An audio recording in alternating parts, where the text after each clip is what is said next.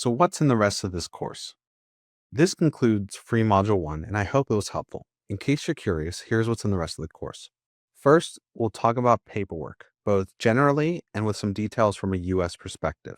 Next, we'll talk about the basics of sales and marketing. How do people hear about you and what gets them to buy? Then we'll talk about the most challenging part of Power BI consulting, which is scoping and estimating. This is what makes or breaks your project. Once you have a scope, we'll discuss how to price things and make invoices, as well as contracting. Over 6 years, I've doubled my prices, going from $100 an hour to $200 an hour. My peers tend to charge anywhere from $150 to $300 an hour. Finally, we'll cover some technical details specific to Power BI and your first customer. Do you host the reports? What licenses do you need? How do you access their data?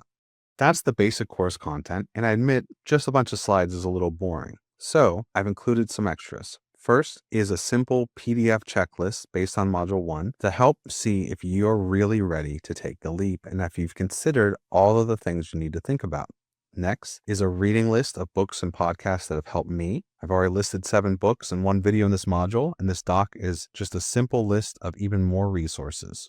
Next is where it gets fun. So I've made a contract reading exercise.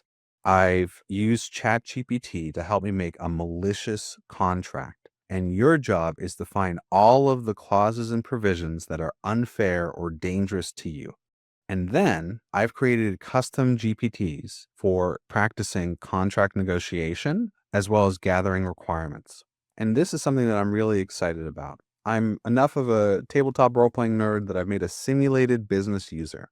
You'll be able to ask it questions about the general needs and scope of the report migration, and you'll be able to try to negotiate with it for changing the contract.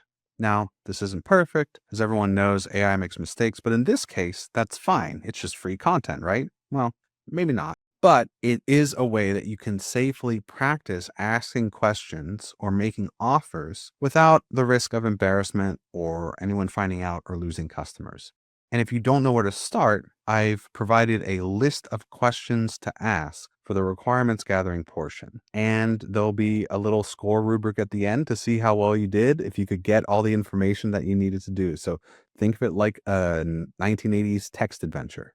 So I hope you'll consider buying the rest of the course.